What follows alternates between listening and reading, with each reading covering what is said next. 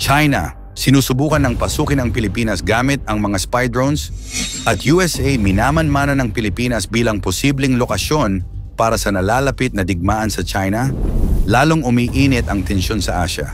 Sinusubukang pasukin ng China ang Pilipinas gamit ang mga underwater spy drones, habang minamanmana naman ng US ang ating bansa bilang posibleng forward base kung sakaling sumiklab ang digmaan laban sa China. Sa gitna ng banggaan ng mga higante, tila unti-unti nang nahahatak ang Pilipinas sa gitna ng gulo. Ano ang gagawin ng Amerika sa Pilipinas? At paano tayo napasok ng China? Yan ang ating aalamin. Sa mas umiinit pa na tensyon, naghanda na ang Pilipinas gamit ang tulong ng US. Mula sa Amerika, dumating na ang mga bagong armas. Hindi lang ito basta-basta, isang buong defense system ang binigay ng Amerika sa Pilipinas bilang bahagi ng kanilang lumalalim na ugnayang militar. Ang tinatawag na Navy Marine Expeditionary Ship Interdiction System, NEMESIS, ay isang mobile missile launcher system na kayang pabagsakin ang mga barko sa loob ng ilang minuto.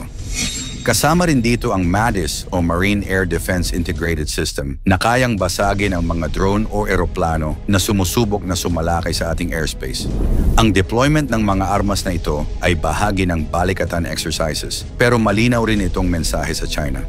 Hindi nyo basta-basta matatakot ang Pilipinas. Ang mga system na ito ay unang beses lamang na gagamitin sa isang military exercise sa Pilipinas. Isang senyales na seryoso ang US sa pagpapalakas ng presensya nila sa Indo-Pacific. Sa mga darating panataon, posibleng umulan ng military aid sa Pilipinas mula sa Estados Unidos. Ayon sa mga ulat, 2 bilyong dolyar ang posibleng maaprubahan na tulong militar mula 2026 hanggang 2029 bilang bahagi ng pagsuporta ng US sa mga kaalyado nito sa harap ng lumalakas na tensyon sa rehiyon. Dagdag pa ito sa naunang ipinangakong 500 milyong dolyar mula mismo sa dating administrasyon ni Presidente Joe Biden. Hindi ito basta donasyon lang, malamang ay gagamitin ng malaking bahagi ng pondo para bumili ng 20 F-16 fighter jets, mga high-performance na jet fighter mula sa Amerika na kayang lumaban sa mga Chinese J-20 at iba pang advanced aircraft. Dagdag pa rito, tapos na ring i-deploy ng South Korea ang mga FA-50 light fighter jets na binili ng Pilipinas. Ibig sabihin, paunti-unti nang nabubuo ang modernisadong Philippine Air Force, handa sa kahit anong sagupaan sa himpapawid. Maraming paghahanda ang ginagawa ng Pilipinas at US. Isa na rito ang napakalaking military drill na isinagawa noong Balikatan 2024. Mula Abril 22 hanggang Mayo 10, mahigit 16,000 mga sundalo ang nagsanib puwersa. 5,000 mula sa Pilipinas at 11,000 mula sa Amerika, kasama ang ilang sundalo mula sa Australia at mga observers mula sa Japan, Czech Republic, Poland at Colombia. Hindi lang ito simpleng training.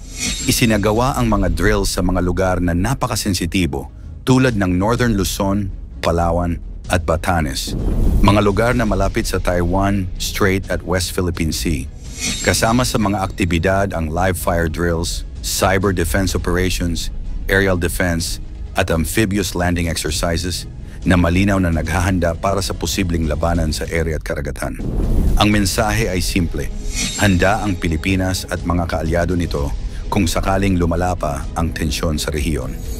Mga underwater drone ng China na natagpuan sa Pilipinas. Nakakakilabot ang ulat na ito, 4 na underwater drones ang natagpuan sa iba't ibang bahagi ng Pilipinas. Ayon sa mga mangingisda, lumulutang ang mga ito sa Ilocos Norte, Zambales, Calayan Island sa Cagayan, at Initao, Misamis Oriental. Isinailalim ito sa pagsusuri ng mga eksperto at lumabas ang resulta. 55% hanggang 85% ang posibilidad na galing ang mga ito sa China. Pero ano ang layunin ng mga drone na ito? Ayon sa mga analyst, maaaring ginagamit ang mga ito para mag-map ng seabed ng Pilipinas o sa madaling salita, para alamin ang mga estratehikong bahagi ng ilalim ng dagat na pwedeng gamitin sa future submarine routes, oil exploration, o kahit sa paghahanda sa military invasion. Ito'y malinaw na banta sa ating pambansang seguridad. Parang unti-unti tayong minamanmanan ng China. Isa ring tensyonadong pangyayari ang naitala noong April 22 nang mamataan ng Philippine military ang isang buong Chinese naval formation na naglalayag sa karagatang malapit sa ating teritoryo. Nasa formation ang aircraft carrier Shandong CV-17, 6 na warships, destroyers and frigates at 2 supply vessels. Ang mas nakakabahala pa rito, 3 nautical miles na lang ang layo nila sa Northern Islands ng Pilipinas. Isang napakalapit na distansya na halos pasok na sa ating teritoryo. Tinawagan sila ng mga monitoring units ng Pilipinas via radio pero walang tugon. Ibig sabihin, tahimik ngunit agresibo ang kilos ng China na tila gustong ipakita kung gaano kalawak ang kanilang kayang galawan at gaano sila kadeterminado sa pag-aangkin ng mga bahagi ng karagatan. Kasunod ng tensyon sa dagat, dumaan naman ang USS William P. Lawrence, isang US guided missile destroyer sa gitna ng Taiwan Strait noong April 23. Ayon sa Amerika, ito ay bahagi lamang ng kanilang Freedom of Navigation Operations o karapatan ng lahat ng bansa na malayang makadaan sa international waters. Pero hindi natuwa ang China. Agad silang nagpadala ng mga warships at military aircraft para bantayan ang US vessel.